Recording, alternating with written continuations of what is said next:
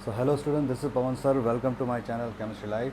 और आज की इस वीडियो में हम करेंगे वेरी इंपॉर्टेंट वेपर डेंसिटी। जैसे कि मैंने लास्ट वीडियो में आपको बताया था एम्पेरिकल मॉलिक्यूलर फार्मूला में कि वेपर डेंसिटी से रिलेटेड कुछ न्यूमेरिकल्स बनते हैं आपके एम्पेरिकल फार्मूला के, जो बहुत ज़्यादा इंपॉर्टेंट है। तो आज हम वेपर डेंसिटी से रिलेटेड कुछ न्यूमेरिकल्स करेंगे, ओके। और उसके बाद हम कुछ एक्सप्रेशन ऑफ कंसंट्रेशन पर आएंगे। So let's get started. But एक चीज़ मैं ज़रूर कहूँगा कि अगर वेपर डेंसिटी वाला टॉपिक आपने करना है, एम्पेरिकल फार्मूला वाला टॉपिक आप करना चाहते हैं, तो इससे पहले वाली वीडियो आप पक्का देखें, क्योंकि उसमें मैंने एम्पेरिकल फार्मूला को डिटेल में समझाया है। और उससे भी पहले वाली वीडियो में मैंने मोल स्टोइचियोमेट्री को और डिटेल में समझाया है। सो लिंक डिस्क्रिप्शन बॉक्स में, तो आप देख लेना वहाँ से। बाकी मैं आई बटन में यहाँ पर उसका लिंक दे दूँगा, तो आप वहाँ से भी देख सकते हैं, ठीक है।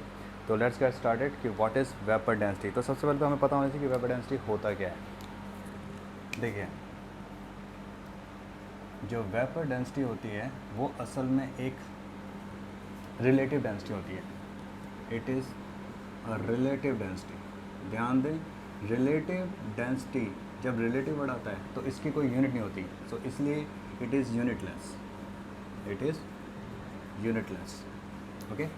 इसकी अपनी कोई भी यूनिट नहीं होती। नाउ इंपॉर्टेंट बात यहाँ पर क्या आती है कि फिर ये होता है क्या है। देखिए, जो वेपर डेंसिटी नॉर्मली क्या होता है, डेंसिटी क्या होता है, मास बाय वॉल्यूम होता है, चाहे वो सॉलिड हो चाहे वो लिक्विड हो, ठीक है।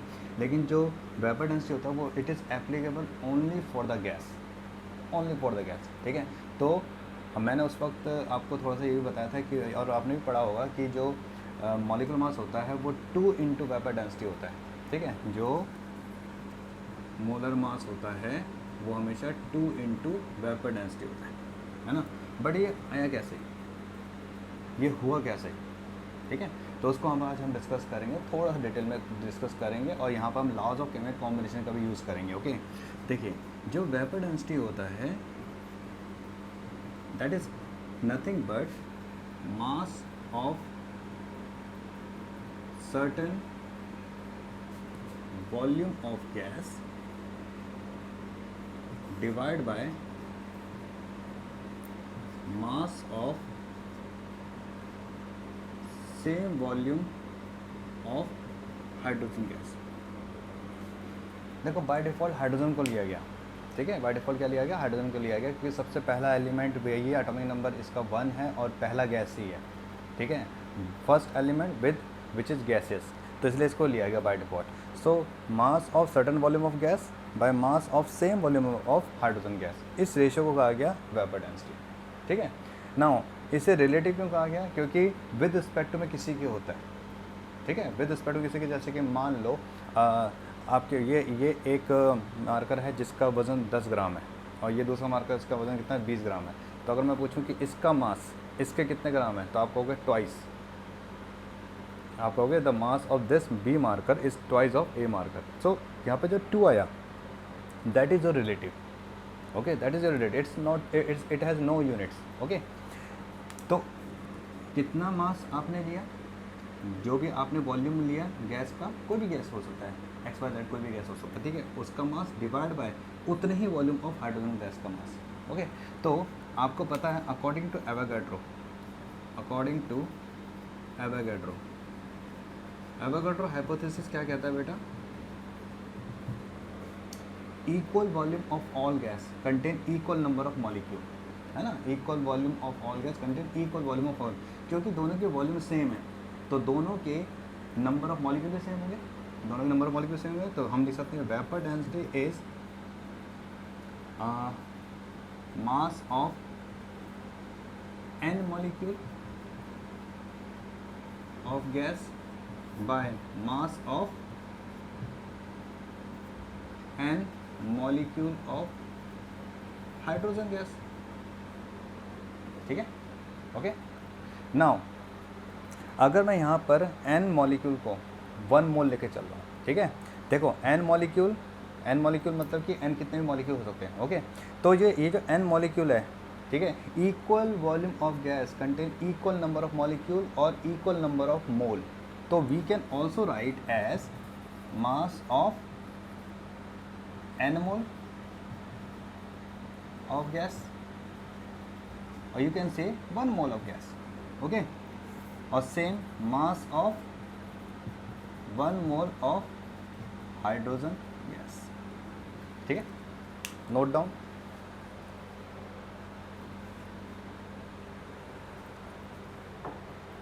चलिए, नोट कर लिया होगा, अब आगे बढ़ते हैं। ठीक है, बिल्कुल ध्यान से समझ के आगे बढ़ना बेटा। तो हमने यहाँ पर क्या समझा, देखो हम यहाँ पर लगा रहे हैं एवोगाड्रो लॉ, ठीक है, जिसकी वजह से ही ये आया था बेसिकली।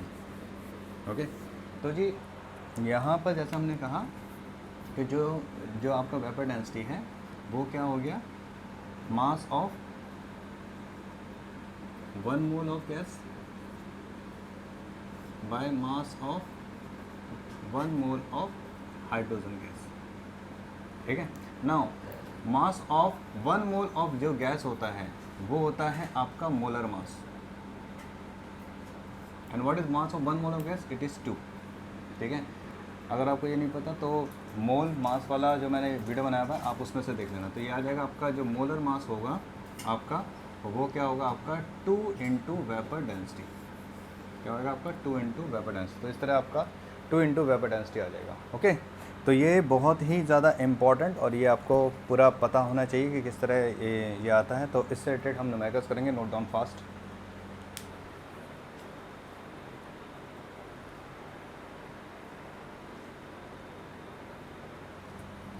तो बढ़ते हैं आगे।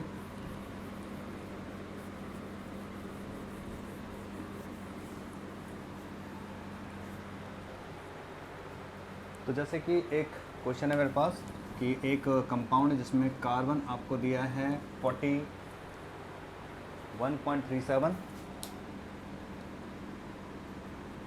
हाइड्रोजन आपको दिया हुआ है 5.95 और ऑक्सीजन आपको दिया हुआ है 36.79।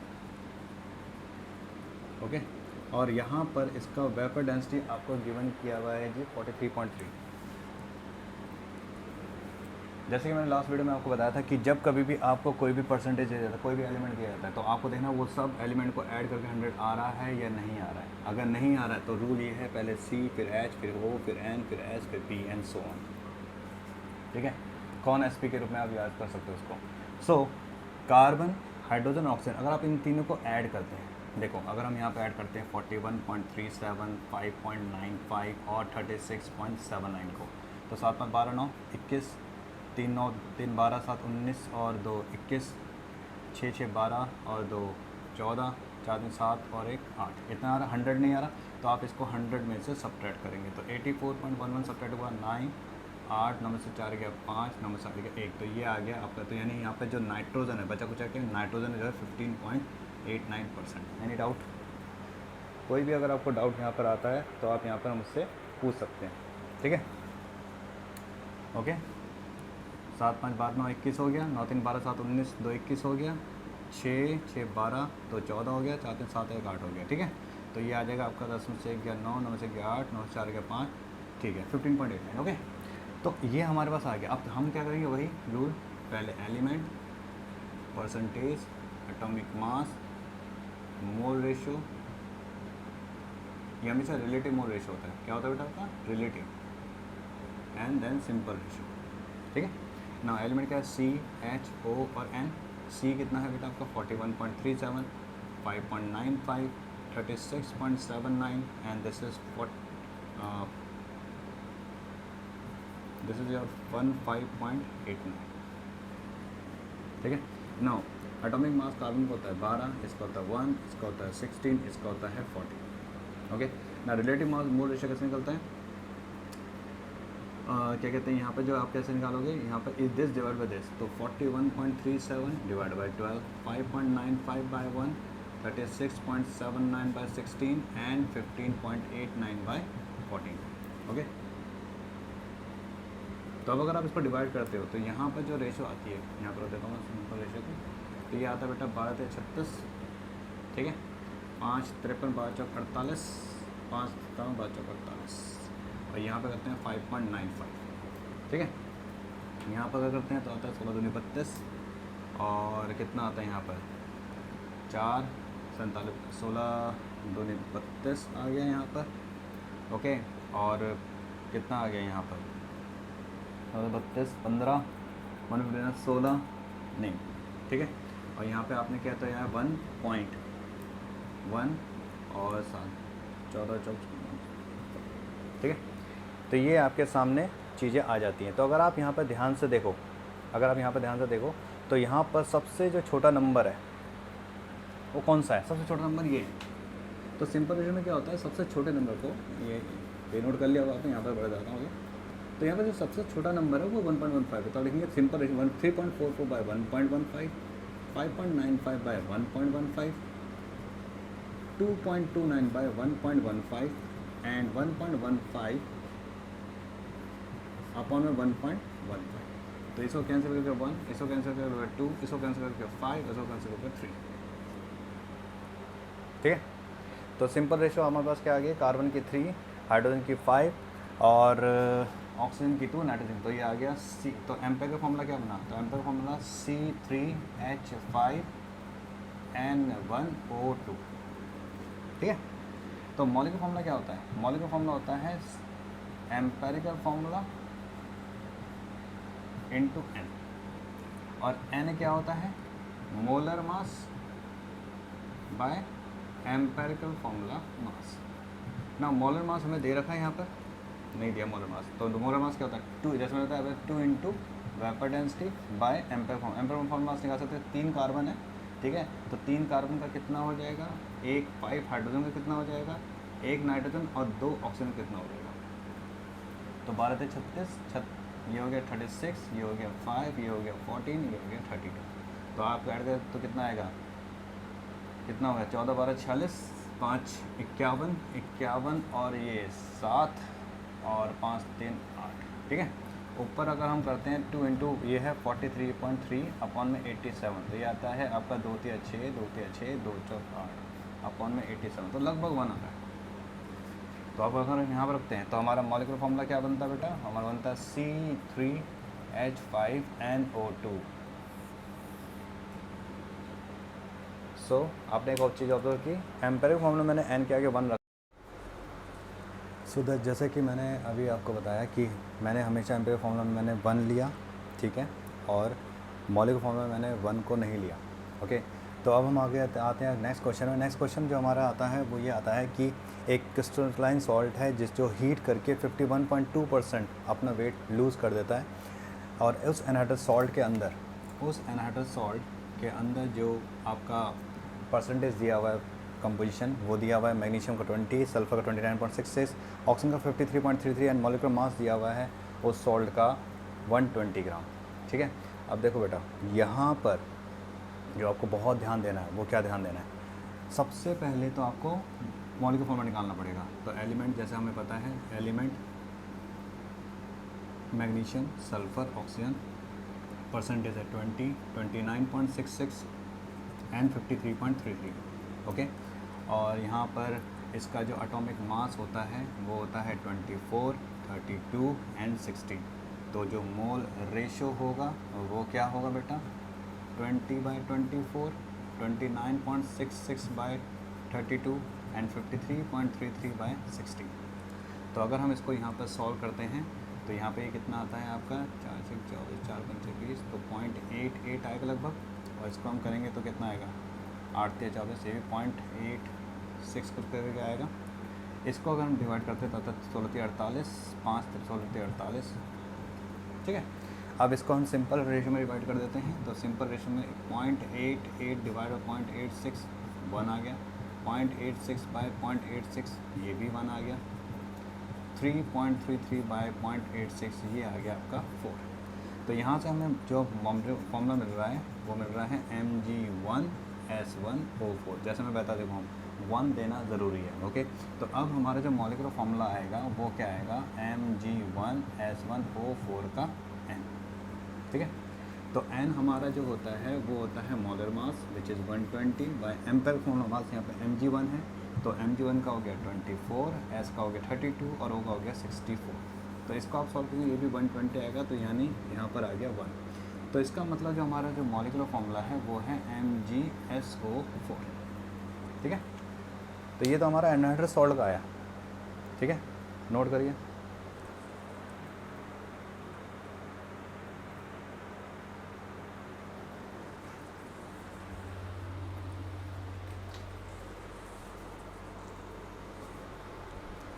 कर लिया नोट। चलो अब आगे बढ़ते हैं। देखो अब हम बात करते हैं कि अगर हमें यहाँ पर निकालना उसके वाटर कंसंट्रेशन कितना था, हाइड्रेट सॉल्ट कितना था। तो देखो बेटा, जो अभी आपने यहाँ पर देखा 51.2%, यानी कि अगर मैं कह रहा हूँ 51.2%, तो वाटर का जो वेट था, देखो सॉल्ट और वाटर मिलकर थे 100, ठीक है, सिंपल सा मैथमेटिक्स। 51.2% ऑफ इट्स वेट, यानी कि सॉल्ट प्लस 51.2% क्या था आपका, पानी था। तो यहाँ पे सॉल्ट का अपना मास कितना हो गया, 100 में सब्ट्रैक्ट किया इसको आपने, 100 माइनस 51.2 इतना, ठीक है, तो इतना ग्राम। तो इसका मतलब ये हुआ कि 48.8 ग्राम जो सॉल्ट है उसने होल्ड किया था कितना वाटर, 51.2 ग्राम वाटर, ठीक है। तो 1 ग्राम सॉल्ट कितना करेगा, 51.2 बाय 48.8 ग्राम ऑफ वाटर। देखो मास से हम नंबर ऑफ मॉलिक्यूल निकालेंगे आराम से, ठीक है। सॉरी, तो 120 ग्राम कितना हो जाएगा, 51.2 बाय 48.8 इंटू 120, ठीक है। तो अगर आप इसको सॉल्व करते हैं तो कितना आएगा आपका, इसका लगभग 126 ही आएगा, ठीक है, 126 के करीब आएगा। ओके, आप क्वेश्चन करके देख लेना, ठीक है, 126 के करीब आएगा। तो यहाँ पर हमने देखा कि यहाँ पर 126 ग्राम वाटर है, यानी कि अगर इतना सॉल्ट है तो इतना वाटर है, तो इतना वाटर नंबर ऑफ मॉलिक्यूल आ जाएगा। तो नंबर ऑफ मॉलिक्यूल क्या होता है, या नंबर ऑफ मोल क्या होता है, मास बाय मोलर मास, ठीक है, कितना हो गया 18, तो 7। तो फॉर्मूला बना इसका MgSO4.7 वाटर, ठीक है। नंबर ऑफ मॉलिक्यूल कर सकते हो, नंबर ऑफ मोल कर सकते हो, ठीक है, क्योंकि मॉलिक्यूल कहेंगे तो 18 यू है, ओके, मोलर कहेंगे तो 18 ग्राम है, ओके। बट हम यहाँ पर क्या कर रहे हैं, नंबर ऑफ मोल ही कर रहे हैं, बेसिकली नंबर ऑफ मोल ही कर रहे हैं, ओके, क्योंकि हमने 18 ग्राम लिया ना, ग्राम की बात की है, ठीक है। सो इसका फॉर्मूला बना आपका MgSO4.7H2O, okay. So I hope कि आपको ये समझ आया हो। तो keep working hard, see you in the next video and do subscribe to my channel. और वेपर डेंसिटी से रिलेटेड और भी आप क्वेश्चन, कहीं कोई आपके क्वेश्चन दिमाग में अराइज होता है तो कमेंट बॉक्स में पक्का लिखना आप, मैं डेफिनेटली उसका रिप्लाई करूँगा। And thanks for watching. देखिए मॉलिक्यूलर फार्मूला मैंने NK को 1 नहीं रखा, तो ये बहुत इंपॉर्टेंट चीज़ है, ये आपको अपने दिमाग में रखना है कि जब कभी भी एम्पेरिकल फार्मूला की बात आती है तो उसमें आप 1। सो दैट जैसे कि मैंने अभी आपको बताया कि मैंने हमेशा एम्पेरिकल फार्मूला में मैंने 1 लिया, ठीक है, और मॉलिक्यूलर फार्मूला में मैंने 1 को नहीं लिया, ओके।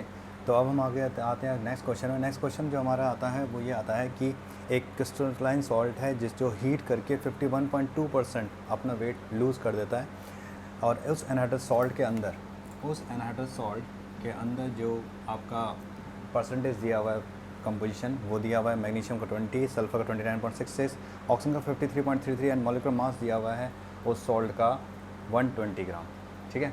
अब देखो बेटा, यहाँ पर जो आपको बहुत ध्यान देना है वो क्या ध्यान देना है, सबसे पहले तो आपको मॉलिक्यूलर फॉर्मूला निकालना पड़ेगा। तो एलिमेंट जैसे हमें पता है, एलिमेंट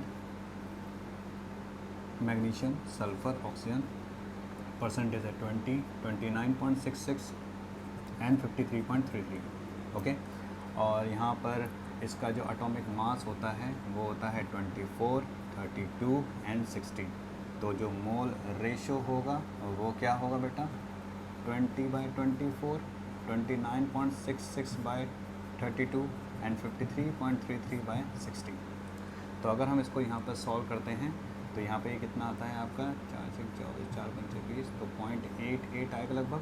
और इसको हम करेंगे तो कितना आएगा, 8 या 24, ये भी 0.86 कुछ करके आएगा। इसको अगर हम डिवाइड करते हैं तो 16×48, 5 16×48, ठीक है। अब इसको हम सिंपल रेशो में डिवाइड कर देते हैं, तो सिंपल रेशो में 0.88 डिवाइड बाई 0.86 1 आ गया, 0.86 बाय 0.86 ये भी 1 आ गया, 3.33 बाय 0.86 ये आ गया आपका 4। तो यहाँ से हमें जो फॉर्मूला मिल रहा है वो मिल रहा है Mg1S1O4। जैसे मैं बता देखो, 1 देना ज़रूरी है। ओके, तो अब हमारा जो मॉलिक्यूलर फार्मूला आएगा वो क्या आएगा, Mg1S1O4 का n। ठीक है, तो n हमारा जो होता है वो होता है molar mass which is 120 by empirical formula mass यहाँ पे Mg1 है, तो Mg1 का हो गया 24, S का हो गया 32 और O का हो गया 64। तो इसको आप सॉल्व करेंगे, ये भी 120 आएगा, तो यानी यहाँ पर आ गया 1। तो इसका मतलब जो हमारा जो मॉलिक्यूलर फार्मूला है वो है MgSO4। ठीक है, तो ये तो हमारा एनहाइड्रस सॉल्ट का आया। ठीक है, नोट करिए।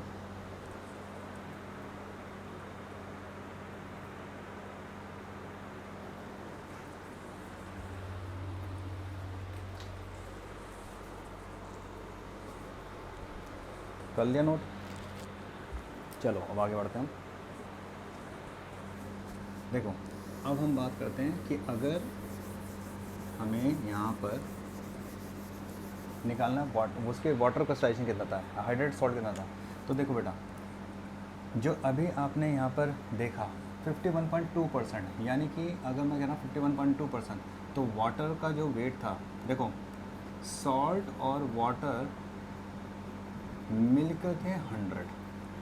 ठीक है, सिंपल सा मैथमेटिक्स, 51.2% ऑफ इट्स वेट, यानी कि सॉल्ट प्लस 51.2% क्या था आपका, पानी था। तो यहाँ पर सॉल्ट का अपना मास कितना हो गया, 100 में सब्ट्रैक्ट किया इसको आपने, 100 माइनस 51.2 इतना। ठीक है, तो इतना ग्राम। तो इसका मतलब ये हुआ कि 48.8 ग्राम जो सॉल्ट है उसने होल्ड किया था कितना वाटर, 51.2 ग्राम वाटर। ठीक है, तो 1 ग्राम सॉल्ट कितना करेगा, 51.2 बाय 48.8 ग्राम ऑफ वाटर। देखो मास से हम नंबर ऑफ मॉलिक्यूल निकालेंगे आराम से। ठीक है, सॉरी, तो 120 ग्राम कितना हो जाएगा, 51.2 बाय 48.8 इंटू 120। ठीक है, तो अगर आप इसको सॉल्व करते हैं तो कितना आएगा आपका, इसका लगभग 126 ही आएगा। ठीक है, 126 के करीब आएगा। ओके, आप क्वेश्चन करके देख लेना। ठीक है, 126 के करीब आएगा। तो यहाँ पर हमने देखा कि यहाँ पर 126 ग्राम वाटर है, यानी कि अगर इतना सॉल्ट है तो इतना वाटर है, तो इतना वाटर नंबर ऑफ मॉलिक्यूल आ जाएगा। तो नंबर ऑफ मॉलिक्यूल क्या होता है, या नंबर ऑफ मोल क्या होता है, मास बाय मोलर मास। ठीक है, कितना हो गया 18, तो 7। तो फॉर्मूला बना इसका MgSO4.7 वाटर। ठीक है, नंबर ऑफ मॉलिक्यूल कर सकते हो, नंबर ऑफ मोल कर सकते हो। ठीक है, क्योंकि मॉलिक्यूल कहेंगे तो 18 यू है। ओके, मोलर कहेंगे तो 18 ग्राम है। ओके, बट हम यहाँ पर क्या कर रहे हैं, नंबर ऑफ मोल ही कर रहे हैं, बेसिकली नंबर ऑफ मोल ही कर रहे हैं। ओके, क्योंकि हमने 18 ग्राम लिया ना, ग्राम की बात की है। ठीक है, सो इसका फॉर्मूला बना आपका MgSO4.7H2O। Okay, so I hope कि आपको ये समझ आया हो। तो keep working hard, see you in the next video and do subscribe to my channel. और वेपर डेंसिटी से रिलेटेड और भी आप क्वेश्चन, कहीं कोई आपके क्वेश्चन दिमाग में अराइज होता है तो कमेंट बॉक्स में पक्का लिखना आप, मैं डेफिनेट इसका रिप्लाई करूँगा। And thanks for watching.